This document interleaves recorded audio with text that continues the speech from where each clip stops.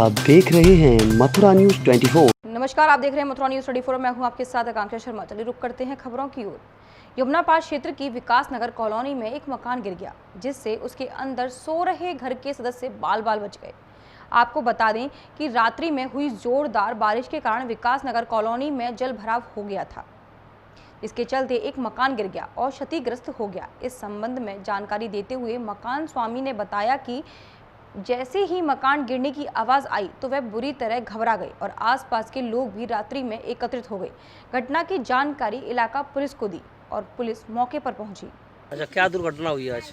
दुर्घटना ये हुई है कि रात में ये बारिश के और तूफान की वजह से ये मकान गिर चुका है। अच्छा, लगभग कितना नुकसान हो चुका होगा? हो चुका होगा 2.5-3 लाख रुपए का, क्योंकि मेरी शादी हुई थी कुछ दिन पहले ही। उतने का तो सामान ही सामान है हमारा। और कोई दुर्घटना वगैरह हुई? दुर्घटना नहीं हुई है। दुर्घटना में थोड़ा ने आहट सुन के नहीं बाहर निकल गए थे सब। लगभग कितने बजे ये गिरा है मकान? लगभग गिराया है कोई 1:30 से 2 बजे रात में। ताजनगरी आगरा के सरोजनी नायडू मेडिकल कॉलेज से एमडी कर रही महिला डॉक्टर की निर्मम हत्या का मामला प्रकाश में आया है। एसएन मेडिकल कॉलेज से पीजी कर रही डॉक्टर योगिता गौतम की सिर कुचलकर हत्या की गई है। थाना डौकी के बमरौली कटारा में बुधवार सुबह एक महिला का शव मिला था, जिसके सिर और पेट पर भारी वजनदार लकड़ी रखी थी। इसको लेकर थाना पुलिस दिन भर शिनाख्त की कोशिश करती रही, तो वहीं इधर डॉक्टर योगिता गौतम भी गायब थी, जो कि एसएन मेडिकल कॉलेज के पास ही राजा मंडी में राहुल गोयल के मकान में किराए पर रहती थी। इसके आधार पर मृतक डॉक्टर की शिनाख्त देर शाम हो पाई। योगिता शिवपुरी भाग 2 नजफगढ़ दिल्ली की रहने वाली थी। इसकी सूचना पुलिस ने परिजनों को दी। पुलिस के सामने यह बड़ा सवाल है कि एसएन मेडिकल और राजा मंडी में बमुश्किल 1 किलोमीटर की दूरी है। आखिर डॉक्टर योगिता फतेहाबाद रोड पर डौकी थाना क्षेत्र तक कैसे पहुंची? तो वहीं योगिता के परिजनों के द्वारा बताया गया कि योगिता के साथ पड़े हुए डॉक्टर विवेक तिवारी, जो कि इस समय जालौन में मेडिकल ऑफिसर हैं, उसका ही इस हत्याकांड में हाथ है।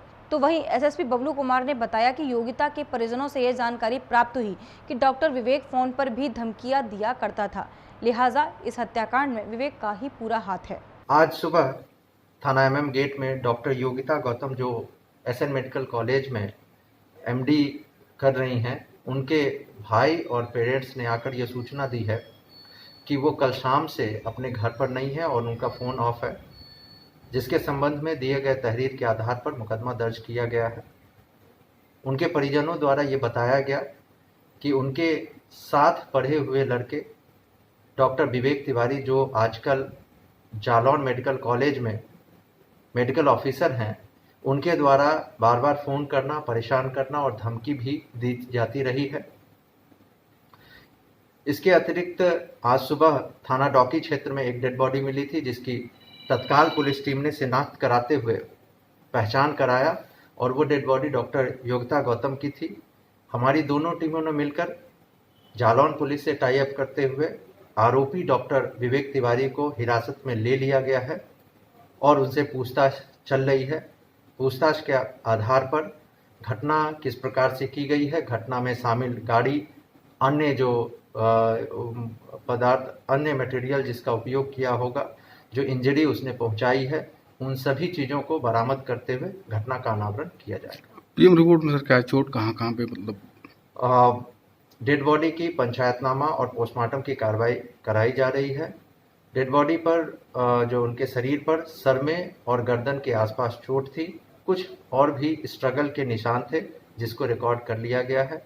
जो आरोपी डॉक्टर हैं, जालौन पुलिस की मदद से उसे हिरासत में लिया गया है।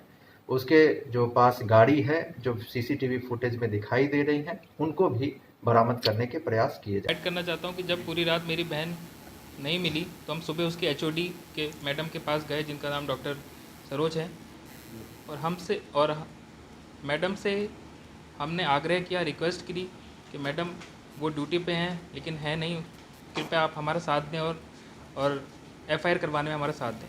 लेकिन डॉक्टर सरोज सिंह ने सिरे से इनकार कर दिया कि हमारा इसमें कोई रोल नहीं है। उसकी पीजी कंप्लीट हो गई थी, उसकी ड्यूटी कंप्लीट हो गई थी 3 बजे के बाद वो कहाँ जाए, हमें इससे कोई लेना देना नहीं। और उसके बाद उसने कहा कि प्रिंसिपल के पास जाओ, मेरे पास मत रहो, मैं कुछ नहीं कर सकती, मैं कोई मदद नहीं कर सकती। मतलब एक जो पोस्ट ग्रेजुएट स्टूडेंट 3 साल तक जो अब यहाँ पे सेवाएं दे रहा है, 48 घंटे काम कर रहा है, और जस्ट उसके एग्ज़ाम हो गए तो उसकी ज़िंदगी की कोई रिस्पॉन्सिबिलिटी नहीं है एचओडी की या किसी भी कंसल्टेंट की। अलीगढ़ थाना कोतवाली क्षेत्र के अंतर्गत गली नंबर 1 हड्डी गोदाम चौराहे के पास रहने वाले कासिम पुत्र सलीम ने आरोप लगाया है कि दबंगों ने घर में घुसकर जानलेवा हमला किया है, जिससे कि पीड़ित की गंभीर चोट व हाथ की हड्डी टूट गई। इसी की समस्या को लेकर पीड़ित ने एसएसपी से मदद की गुहार लगाई। दरअसल हम आपको बता दें, थाना कोतवाली क्षेत्र के रहने वाले कासिम पुत्र सलीम पर दबंगों द्वारा हमला किया गया, जिसमें उसके हाथ की हड्डी टूट गई। पीड़ित ने 2 लोगों को पहचान लिया है, बाकी 2 लोग अज्ञात हैं। मामला आपसी रंजिश का बताया जा रहा है। पीड़ित के साले की पत्नी को लेकर दबंगों से विवाद हो गया था। इसी विवाद के चलते पीड़ित पर जानलेवा हमला किया गया। वहीं मोहल्ले वालों को आता देख दबंग धमकी देते हुए फरार हो गए। पीड़ित ने इलाका पुलिस को तहरीर दी। पुलिस ने मुकदमा दर्ज नहीं किया। इसके बाद पुलिस फैसले के लिए दबाव बना रही है। दबंगों का पुलिस को संरक्षण प्राप्त है, ऐसा कहना पीड़ित का है। इसी बात को लेकर पीड़ित एसएसपी से मिला और मदद की गुहार लगाई। अलीगढ़ एसएसपी ने पीड़ित को हर संभव कार्रवाई का भरोसा दिया और जांच कर कार्रवाई के निर्देश दिए। कुछ लोगों ने घर में घुस के हम पर मारपीट की थी। मारपीट के बाद में कुछ मोहल्ले के लोग आए थे, उन्होंने हमें बचाने की कोशिश की थी। कौन लोग थे? शाहरुख और एक का नाम शहजान और कुछ अज्ञात में। तो ये किस चीज़ को लेकर जो मारपीट करी आपके साथ? हमारे साथ साले के लेते हुए मारपीट करी। कुछ उसकी बीवी में कुछ विवाद था, उस वजह पर आगे बहनोई के नाते उन्होंने मारपीट। अलीगढ़ भारतीय जनता पार्टी युवा मोर्चा के जिला अध्यक्ष मुकेश लोधी ने मशहूर शायर मुनव्वर राणा के खिलाफ अलीगढ़ के थाना क्वारसी में तहरीर देकर मुकदमा दर्ज करने की मांग की है। मुकेश लोधी ने जानकारी देते हुए बताया कि सुप्रीम कोर्ट के पूर्व न्यायाधीश रंजन गोगोई को लेकर मुनव्वर राणा द्वारा अशोभनीय शब्दावली का प्रयोग करते हुए एक बयान दिया था, जो सोशल मीडिया पर तेजी से वायरल हो रहा है। उसी बयान का संज्ञान लेते हुए आज थाना क्वारसी में मुनव्वर राणा के खिलाफ मुकदमा दर्ज कराने की तहरीर दी गई है। मुनव्वर राणा के बयान से करोड़ों राम भक्तों में आक्रोश व्याप्त है। भाजपा युवा मोर्चा जिला अध्यक्ष की तहरीर पर पुलिस जांच में जुट गई है। पुलिस का कहना है कि मामले में तहरीर प्राप्त हो गई है, जांच की जा रही है, जांच के उपरांत ही कोई कार्रवाई होगी। मैं क्वारसी थाने आया हूं। यहां पर हमने एक तहरीर दी है। मुनव्वर राणा जी हैं जो प्रसिद्ध शायर हैं, उनके खिलाफ उन्होंने एक वीडियो वायरल हुआ है जिसमें उन्होंने आपत्तिजनक और विवादित टिप्पणी की है, जिसकी वजह से पूरे भारतवर्ष के सभी राम भक्तों को आहत हुआ है। उनके इस बयान की वजह से उन्होंने सुप्रीम कोर्ट के पूर्व जज रंजन गोगोई जी, प्रेजेंट में राज्यसभा सांसद, उनको लेकर जो टिप्पणी की है उसके खिलाफ मुनव्वर राणा जी के एफआईआर कराने के लिए हम यहाँ पर हमने तहरीर दी है, जिससे कि उनके खिलाफ कार्रवाई हो सके। और ये जो उन्होंने विवादित बयान देकर जो माहौल को गर्म करने का प्रयास किया है।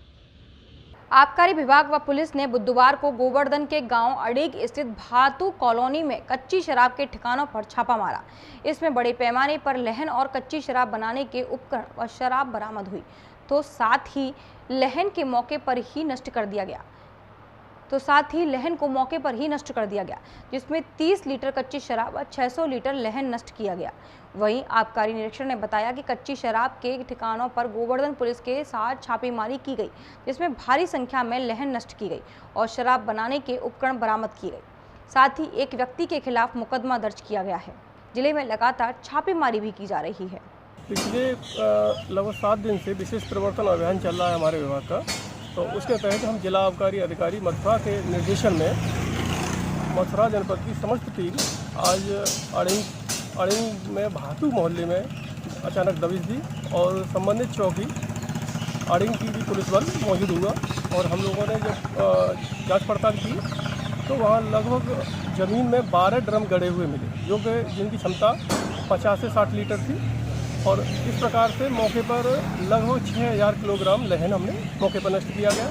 तो छानबीन करने पर हमने पाया कि एक केन में 25 लीटर कच्ची शराब भी बरामद हुई है और जिस जगह बरामद हुई है वह मानसिंह का घर है। उसके खिलाफ आबकारी अधिनियम के तहत हमने मुकदमा संबंधित थाना में पंजीकृत करा दिया गया। फिल्म 3 इडियट्स का वह सीन सभी को याद होगा जिसमें आमिर खान ने एक गर्भवती महिला की बिना डॉक्टर की मदद से डिलीवरी कराई थी। जी हाँ, कुछ ऐसा ही झांसी रेलवे स्टेशन पर नजर आया, जहां महिला आरपीएफ उप निरीक्षक ने मोबाइल की मदद से एक गर्भवती महिला की डिलीवरी कराई, जिसके बाद जच्चा बच्चा स्वस्थ हैं। दरअसल झांसी आरपीएफ में तैनात उप निरीक्षक राजकुमारी को रात्रि में सूचना मिली कि झांसी रेलवे स्टेशन के प्लेटफॉर्म क्रम संख्या 2 पर ट्रेन गोवा एक्सप्रेस खड़ी है, जिसकी स्लीपर कोच S2 की सीट नंबर 31 पर यात्रा करने वाली 19 वर्षीय गर्भवती महिला प्रसव दर्द से तड़प रही है। उक्त महिला यात्री दौड़ से ग्वालियर के लिए सफर कर रही।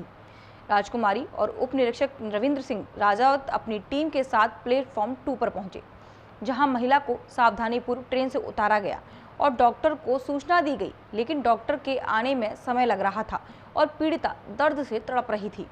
तभी महिला के दर्द को देखते हुए उप निरीक्षक राजकुमारी से रहा नहीं गया और कोरोना संकट की परवाह किए बिना उसने खुद महिला की डिलीवरी करने का निर्णय लिया और अपनी डॉक्टर मित्र डॉक्टर नीलू कसौटिया से मोबाइल द्वारा संपर्क किया और निर्णय किया कि महिला आरपीएफ कर्मियों तुरंत इस महिला की जान बचाने के लिए स्टेशन पर ही इसकी डिलीवरी कराएंगी। मोबाइल की मदद से उप निरीक्षक राजकुमारी ने डॉक्टर मित्र द्वारा मोबाइल पर बताए गए नियमों के अनुसार गर्भवती महिला की सुरक्षित डिलीवरी कराई। बच्चे की किलकारी सुनकर सभी काफी खुश हुए। बताया जा रहा है कि जच्चा और बच्चा दोनों सुरक्षित हैं। हालांकि जच्चा और बच्चा को एम्बुलेंस आने के बाद रेलवे अस्पताल भेज दिया गया। 18 अगस्त की देर रात को आरक्षी सुरेंद्र कुमार ने बताया कि गोवा ट्रेन में एक महिला को प्रसव पीड़ा हो रही है। इस सूचना पर तत्काल मैं उप निरीक्षक राजकुमारी गुर्जर, उप निरीक्षक रविंद्र सिंह राजावत, उप निरीक्षक प्राची मिश्रा, उप निरीक्षक मधुबाला वहां पर पहुंचे।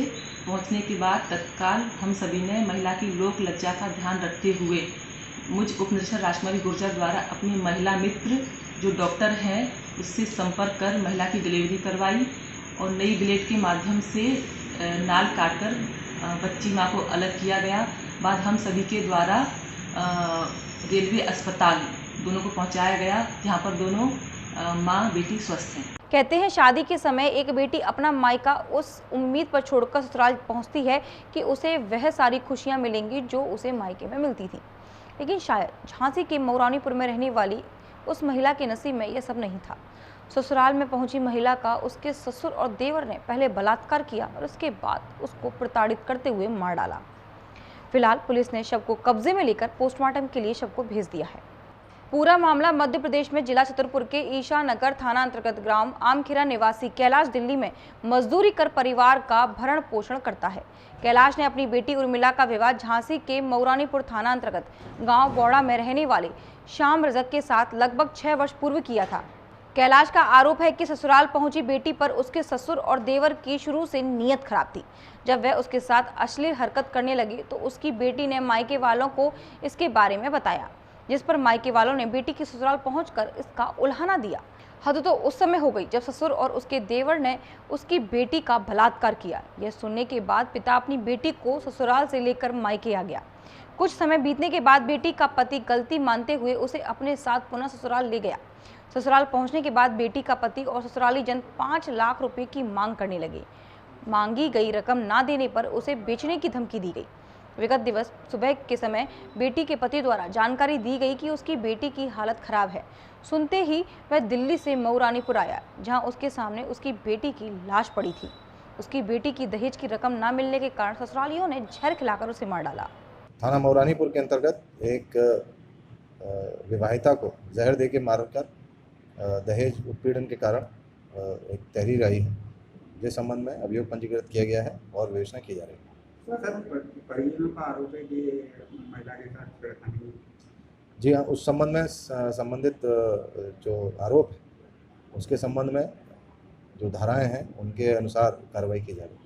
क्या घटना हो गई? मेरी घटना में बच्ची को पहले जहर पिलाया गया, उसने पहले रेप किया, फिर जहर पिलाया, उसके बाद हॉस्पिटल लेके आया। किसने पिलाया जहर? ये उनके ससुराल वालों ने। अच्छा, ससुराल उसके ससुर ने और लड़के ने। अच्छा, 2 आदमी ने पिलाया। क्या किया है? उसके साथ रेप किया, फिर जहर पिलाया, उसके बाद ये हॉस्पिटल लेके आए हैं। अच्छा, तो हॉस्पिटल में यहाँ ने एडमिट किया, सीधा झांसी ले गए, प्राइवेट हॉस्पिटल में इलाज कराया। हमने पैसे दे दिए और यहाँ रेफर करके यहाँ पोस्टमार्टम के लिए यहाँ लेके आए हैं। अच्छा, हाँ जी, ये घटना है। आपने शिकायत की है कहीं? हाँ जी, मैंने थाने में कंप्लेन कर रखी है। तो क्या कह रहे थाने वाले? थाने वाले कह रहे हैं हम इस पे एक्शन लेंगे। मैं इस चीज में जल्द। मात्र 2 घंटे की बारिश से पूरी कोसी कला जलमग्न हो गई। अब आपको बता दें कि कोसी कला में मात्र 2 घंटे की बारिश से घरों और दुकानों में पानी क्यों घुस जाता है। जब इस बारे में कोसी कला के नगरवासियों से बात की तो उन्होंने नगर पालिका की लापरवाही बताते हुए बताया कि 2-3 साल से कोसी कला के नालों की सफाई नहीं की जा रही, जिससे नाले ओवरफ्लो हो जाते हैं और बारिश का पानी रोडों पर आ जाता है। यहाँ पर नीचे मकान और दुकान है जहाँ पानी घुस जाता है, जिससे आम जनमानस को काफ़ी परेशानी का सामना करना पड़ता है। लेकिन नगरपालिका को जनता की परेशानी नहीं दिखती। इस 2 घंटे की बारिश ने कोसी कला के मंदिरों को भी नहीं छोड़ा, मंदिरों के अंदर भी पानी घुस गया। आप देख सकते हो अपनी स्क्रीन पर कैसे दुकानों में और मकानों में पानी घुसा हुआ है और यहाँ के रहने वाले व्यक्ति उस पानी में से कैसे निकल रहे हैं। कई पानी का भराव है। तो चेयरमैन से क्या कहना चाहते हैं आप? चेयरमैन से यही है कि ये जो है नालों की सफाई करवाएं ताकि ये दुकानों में मकानों में जो पानी घुसता है उससे हमें निजात मिले। कोसी कला तो कैसे पानी भरा हुआ है? चेयरमैन की मेहरबानी है। कैसे मतलब? नाली साफ ना करवाए वाले आप तो नर्स विलेज में रह गए, हमें रत्ना सागर में, अगर कोसी में रहे तब मालूम नहीं पड़े कैसे पानी भर रहा। तो पानी कब से भरा हुआ है? पानी जब बारिश हुई जब भरे पानी। श्री हरिदासीय राधा प्रसाद सेवा ट्रस्ट के तत्वाधान में अन्य रसिक शिरोमणि श्री स्वामी हरिदास जी महाराज का 540वां प्रादुर्भाव महोत्सव श्री स्वामी हरिदास पीठाधीश्वर आचार्य महामंडलेश्वर राधा प्रसाद देवजी महाराज की अध्यक्षता में प्रारंभ हो गया। शुभारंभ जगत गुरु रामानंदाचार्य डॉक्टर राम कमल वेदांती महाराज एवं राधा वल्लभ निर्मोही अखाड़े के महामंडलेश्वर श्री लाडली शरण महाराज ने संयुक्त रूप से दीप प्रज्वलित कर किया। इसके पश्चात ठाकुर श्री राधा ललित बिहारी जी की मंगला आरती एवं पद गायन आदि धार्मिक कार्यक्रम आयोजित हुए। यह श्री हरिदास जी महाराज का प्राकट्य महोत्सव है। श्री हरिदास जी महाराज की ही मंगलमयी कृपा है। श्रीमद् वृंदावन धाम में श्री बांके बिहारी जी का हमें दर्शन प्राप्त हो रहा है और संपूर्ण ब्रज की वो विभूति थे। नंदनंदन भगवान श्याम सुंदर की परम राधा रानी जी की जो अंतरंग सखियों में श्री ललिता जी थी, ललिता जी के माध्यम से ललिता जी के ही जो अवतार थे और उन्होंने भक्ति रस की धारा और ब्रजरस की जो धारा प्रवाहित की है उससे हम और आप प्लावित हो सकें। उनके इस मंगलमय महोत्सव में संपूर्ण विश्व के लिए हम बहुत बहुत बधाई देते हैं और उन्हीं के मंगलमय महोत्सव में हम सभी संतों का शुभागमन इस पावन स्थान पर हुआ है। जय श्री कृष्ण। क्या कार्यक्रम आयोजित किया? कितने दिवसीय कार्यक्रम है? ये 7 दिवसीय कार्यक्रम है। स्वामी श्री हरिदास जी के प्रादुर्भाव महोत्सव है। ये रसिक लोग जो अपने रसिक संप्रदाय के संत हैं, रसिक हैं, वो इस भाव को प्रिया या लाल जी की लाल को लाल लड़ाते हैं। क्यों? ये विशेष दिवस है क्योंकि नित्य आनंद प्रकट भये प्रिया लाल के दोनों के हृदय से प्रेम को आनंद प्रकट भयो। ये स्वामी श्री हरिदास जी महाराज जी नित्य आनंद प्रकट भयो स्वामी जी को। और यहाँ निरंतर आज यहाँ पर निर्मोही वो राधा वल्लभी अखाड़े के आप श्री महंत श्री लाडी शरण जी महाराज जी और हमारे जगत गुरु आचार्य जी महाराज श्री डॉक्टर राम कमल वेदांती जी महाराज जी के कर कमलों के द्वारा आज इस कार्यक्रम का उद्घाटन हुआ और नित्य यहाँ उत्सव प्रारंभ होंगे। कल यहाँ पर संगीत का विशेष यहाँ लोकगीत जो हमारी विलुप्त हो रही संस्कृति, ब्रज संस्कृति विलुप्त हो रही है, उन कलाकारों को ढूंढ के हम लोग लाए हैं, गांव से बुलाए हैं और उनका यहाँ हम लोग सम्मान करेंगे और उसको जागृत करेंगे। कल हम लोग और दूसरे 23 तारीख को हम लोग यहाँ ध्रुपद हमार जो विलुप्त होती जा रही है, लोग उसको समझ नहीं पा रहे हैं, उसको भी स्वामी जी के घर में विशेष उसका महत्व है। अभी तक के लिए सिर्फ इतना ही। मुझे दीजिए इजाजत, फिर मिलेंगे नई खबरों के साथ। नमस्कार।